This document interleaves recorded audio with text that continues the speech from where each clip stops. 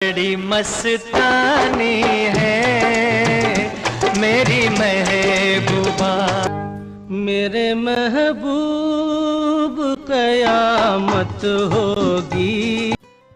सुनो सुनो ए दुनिया वालों, बापू की अमर कहानी। जब मोहम्मद रफी ने ये गीत गाया तो पूरे देश की आंखें नम हो गई थी।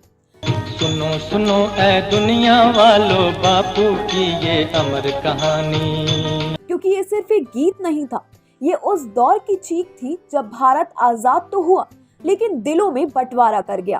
वो बापू जो पूज है इतना जितना गंगा माँ का पानी। नमस्कार दोस्तों, आप देख रहे हैं लेमन जूस कैंडी, जहां हम लाते हैं कहानियां सिनेमा की, समाज की।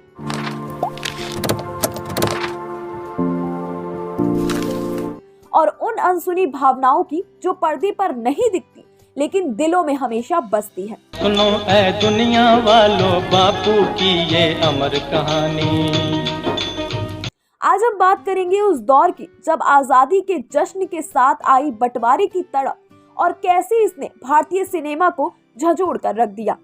1997 भारत को मिली आजादी, लेकिन साथ में आई एक ऐसी त्रासदी, विभाजन। लाखों लोग बेघर हो गए और कई कलाकारों को अपने जीवन के सबसे कठिन फैसले लेने पड़े। मेरे काम की नहीं। मोहम्मद रफी, जिनकी आवाज ने हिंदुस्तान की आत्मा को छुआ, उनकी पहली प्रस्तुति लाहौर में हुई थी, लेकिन उन्होंने भारत को चुना क्योंकि यहाँ था संगीत का खुला आकाश और दिलों में मोहम्मद की जमीन। लिखे जो खत तुझे वो तेरी याद में हजारों रंग, ओ मेरे दिल के चैन। दिलीप कुमार, पृथ्वीराज कपूर, राज कपूर सब पेशावर से थे, लेकिन इन कलाकारों ने भारत को अपनी कर्मभूमि बनाया क्योंकि भारत में थी वो सांस्कृतिक आजादी जो हर रचनात्मक आत्मा को चाहिए। ये दिल तुम बिन कहीं लगता नहीं। और साहिर लुधियानवी पाकिस्तान गए, लेकिन वहां के हालात इतने खराब थे कि लौटकर भारत आ गए। उन्होंने खुद कहा कि मैं वहां अकेले और असुरक्षित महसूस कर रहा था। उस वक्त लाहौर और मुंबई दोनों ही फिल्म निर्माण के केंद्र थे, लेकिन बंटवारे ने लाहौर को छीन लिया। बहुत से कलाकार पाकिस्तान चले गए। कभी कभी मेरे दिल में ख्याल आता है, जैसे नूरजहां, गुलाम हैदर, खुर्शीद अनवर, लेकिन वहां उन्हें वो आजादी, वो माहौल नहीं मिला। मेरे महबूब नामा उससे। नूरजहां, जिन्हें मलिका ए तुरुन्नम कहा जाता है, उन्होंने जुगनू जैसी सुपरहिट फिल्म दिलीप कुमार के साथ दी थी।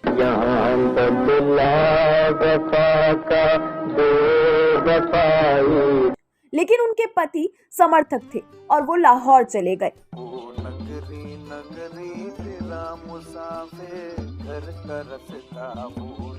सऊदत हसन मंटो, लेखक जिनकी कहानी में समाज की कड़वी सच्चाई झलकती थी, उन्होंने 1998 में मुंबई छोड़ दी।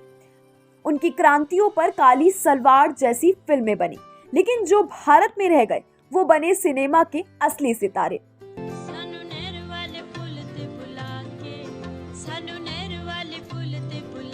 भारत में रहकर इन कलाकारों ने न सिर्फ अपने लिए नई पहचान बनाई, बल्कि भारतीय सिनेमा को विश्व पटल पर एक अलग मुकाम दिया।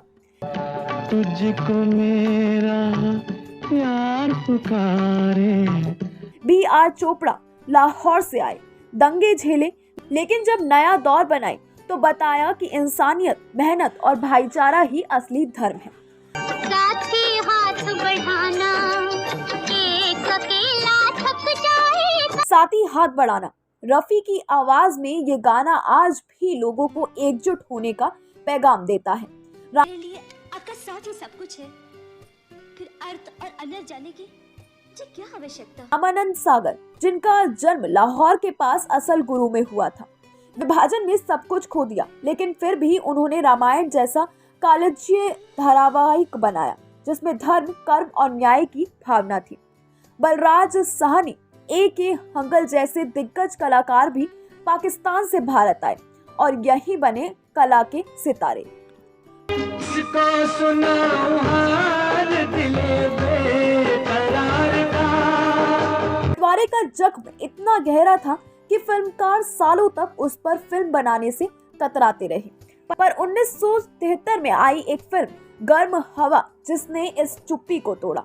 बलराज साहनी की मुख्य भूमिका में ये फिल्म विभाजन के बाद मुसलमानों की स्थिति को दिखाती है और इसका प्रभाव इतना गहरा था कि इसे राष्ट्रीय पुरस्कार भी मिला, ऑस्कर और कांस में नामांकन मिला।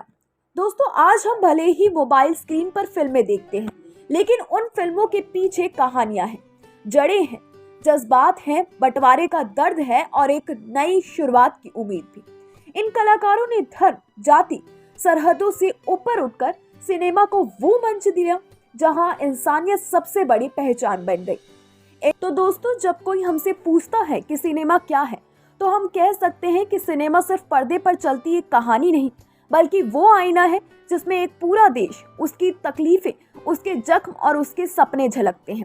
विभाजन ने सरहदें खींच दी, पर दिलों में बसने वाली इन कलाकारों ने कला की कोई सरहद नहीं होने दी। दिलीप कुमार ने कहा था कि कला एक जरिया है इंसान को इंसान से जोड़ने का, और यही उन्होंने किया अपने अभिनय से, अपने स्वभाव से।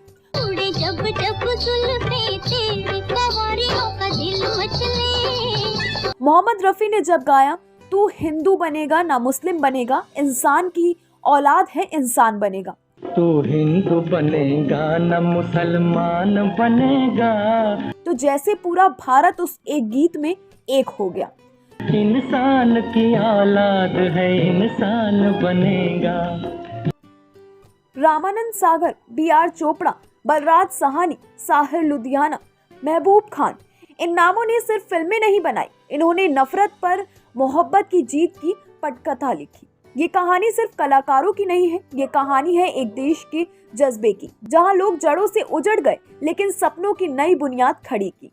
और इसी बुनियाद पर खड़ा है हमारा आज का बॉलीवुड, जहां रील और रियल, धर्म और कर्म, सरहद और इंसानियत सब एक साथ जीते हैं।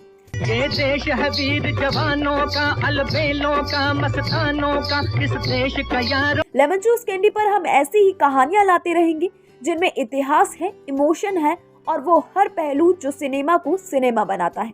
अगर आप भी मानते हैं कि सिनेमा सिर्फ मनोरंजन नहीं, सिनेमा एक संवेदना है, एक दस्तावेज है, एक आंदोलन है, तो इस वीडियो को लाइक करें, अपने दोस्तों से शेयर करें और सब्सक्राइब करें आपके अपने चैनल लेमन जूस कैंडी को, क्योंकि अगली कहानी और भी खास होने वाली है। मैं हूं ईशा गर्ग, मिलते हैं अगले एपिसोड में। तब तक याद रखिए, फिल्में आती हैं, जाती हैं, पर कहानियां अमर होती हैं।